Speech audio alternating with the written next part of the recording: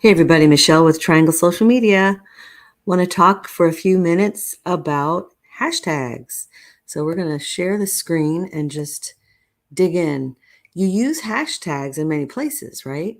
Primarily we think about hashtags with Instagram. So hashtags give you an possible extra reach by linking to other posts and people that have shared that hashtag and who follow that hashtag. So here I am on my Instagram, and I'd love to connect if we're not already connected. Would love to follow and support you and engage on your content. I am going to, let's see, let's just choose a random post. So here's one. I think I was talking about a speaking event. And so here you can see I've added my hashtags in the post. And something you want to think about when you're formatting your post, right? You have, what is your message? What are you telling people? Well, in this particular post, I was talking about an event that I was going to be speaking at, how to get tickets and whatnot. And I like to separate text with emojis because it breaks up the visual, just more visually pleasing. People don't tend to like to read a whole big block of text. And I think most people get this. And you can separate it with spaces, but sometimes if you just only use a space, it computes as a very tiny break and it doesn't even necessarily look like a break. So if you use a hashtag, it guarantees a full space break. And then do you hashtag your business? Definitely recommend that. And then the content here should match the content up top. So your hashtags should directly relate to the content. Very important. Okay, so that's just an example of formatting a post, inserting your hashtags at the bottom. Now, some people like to go ahead, and there is good reason for this, add your hashtags to a comment. So it just really depends on what pathway are you using to post, because we have a lot of choices. We could post from our phone. Of course, most people do. We could do it on the computer right here, the plus sign. You have less features or options, but it is a thing. You can use that. Of course, if you are on Facebook, you have Creator Studio. There's different options I'll look at in a minute, but we also have LinkedIn. So, let's make sure I'm logged in. I am. So here is, LinkedIn gives you recommended hashtags for the content that you're sharing. And here's a post I recently shared. This is my most recent post, actually. And you can see I don't post every day. So, and that's okay. It's really whatever you have the bandwidth to manage. I try to be more consistent, regular, but I am eclectic. So that's okay. So I was basically shouting out my friend Florence, who has been selected as one of the 100 top women to know in America. And so this is really exciting news. So I shared that post, and you will see that here, these hashtags directly relate to the content. And so you'll get, when you're doing a post, you'll get some suggestions at the bottom from LinkedIn, but then of course you can put your own in there as well. And so there's a few that relate to an event, again, just a few hashtags. And, use your discretion of what hashtags work best and how many to use on each platform, because, they're different. So the other thing is, what kind of hashtags do you use? And so you can Google all kinds of questions and get different results. Just look at whatever article you're reading, look at when it was released. So you want to read a more recent article so that you're getting up-to-date information. And so these are the top 10 most popular hashtags trending for 2022. There they are. It doesn't necessarily mean you should use those.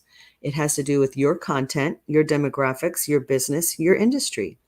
So in that regard, you can also see some interesting things that you can Google. And what are the different kinds of hashtags, right? There's branded hashtags, community, industry, niche, geographical, event, celebration. That's an old result. Let's look up top. I saw another one. This one is February 2022. That is important to look at that. That is the first result in this Google search. And again, You can use industry niche, branded, campaign. There's different categories, right? And so you want to try to mix it up, not only in the type or category of hashtag, but you want to look at the numbers and you want to see how many hashtags are there being used, right? Each platform has its own results for hashtags, which is basically a gallery of posts and photos and graphics in that platform that other people have used that hashtag and people are following. Um, Again, there's older results, so make sure you look at the year of when that, because the information is probably going to be updated. And things are constantly changing. I'm surprised that there's not more articles on this topic that are popping up, at least in this particular search that I did, types of hashtags to use. So you could go ahead and put 2022, and that should hopefully narrow your search a little bit, right? 2022, yeah. And so you're going to get better results when you include the year. And that's helpful because you want to have up-to-date information when you're doing your research and you're gathering data, okay? So let's look at a hashtag. Let's look at one. Let's do social media. So if I just put the word in, I'm going to see some hashtags and some businesses that are coming up in this result, right? If you're looking for an industry, a business, you want to type that in, you can search for it on Instagram and you can follow people that you're interested in following. So if I add the hashtag, now I see a result of words with social media in it, variations of the word. And so you can see the number of posts involved. And you can just scroll and scroll, and you'll see social media consultant. There's all kinds of words that have the word, the compound word social media mixed in there. So just some ideas for you to do research so you can choose the best hashtags for you, for your content, for your business, for your industry. So if I just go with the first one, let's see what that looks like. Okay, so this is the winner, the top post, and you could see how many posts there are. And so here in this search result, it says top posts. So 3, 6, 9, that's the 9 grid winners at the top that have the most popular, most used, most followed hashtags. And then after that, most recent, okay? And so you can kind of just do some exploring, some researching, and see what kind of content people are putting out with that hashtag. And so one strategy for you is also to go to these top 9, and they might be a business or an industry that you would want to follow. Let's just look at that first one. Since it's the winner. Oops, I guess I need to click here. All right, so of course looks like it's Spanish, possibly. I can't read it, but I like how they do their emojis, like I was saying before. And that's kind of a cool idea. They have a space and then the emoji goes next to the next paragraph. And it's pink. It's very cute. So look, they don't even have 30 hashtags. And sometimes a post can be very successful without the 30 hashtags. The most important thing is, does the hashtag match the content? And so you can see the engagement. Now, you can follow, if this relates to you, you can follow them. You can comment, of course, you can heart it, but you can also look at the people who commented on theirs. And I would explore and look at their account. You kind of go at multi-level deep research here. And so here's someone who's interested in that other one. And if that's a similar business to yours, then you're looking at accounts who are interested in your industry. And it might be worth following, commenting, exploring, engaging, connecting with those people as well. So let's come back over here to my profile. And again, play around with the search and search keywords and hashtags and businesses. Maybe you're looking for someone and you can't find them and you're trying to find their name. So you're going to use different words to search for them. And so the kinds of content that you have, let's just look at this one. This was Small Business Saturday. And so you can see it's basically just an invite for people to share their Instagram. And then I can follow them, but also anyone who sees this might also connect with one another, right?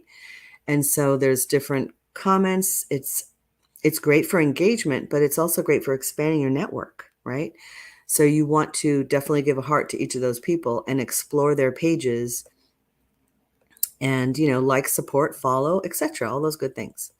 And so you can see that these hashtags had to do with Instagram, Small Business Saturday, variations of the word Instagram, engagement, just vibes, support, small business, etc.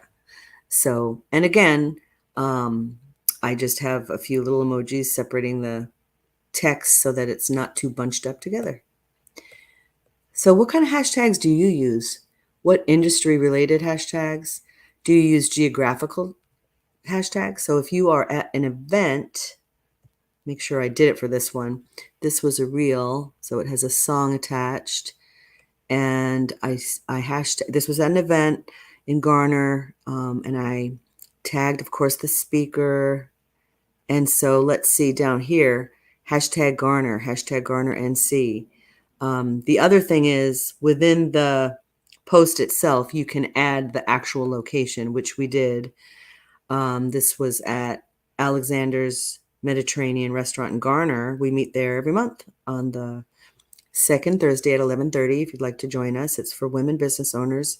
You don't have to live in Garner, but it is always in that location, and they have wonderful food. So just another thought, you want to check in. So if you have a regular post, not a reel, let me just try to find another example. I don't know if I put it. Let's make sure that I put it here. Did I? That might have had music in the background. Oh, I was at the place. So there's the place there. It's a geographical check-in at Revival 1869 in Clayton. And that was at a networking event. Victoria invited me, and I tagged the people that I knew and saw there, talked about the venue, tagged other people locally, because it's all about Clayton, right? So really you could be very supportive of a city, of a town, of a venue, restaurant, of, wherever the place is and whatever city it's in. And see, they replied back. And that's always fun. You want to use as many resources and tools that you can to expand the reach of your content. So you grow your brand, you expand your network, and you get more eyes on your content. All good things. And that's pretty much all I wanted to share with you today about hashtags. I hope that might have been helpful. I'd love to hear your feedback. And I hope you all have a wonderful day and get some sunshine. We'll see you soon. Bye-bye.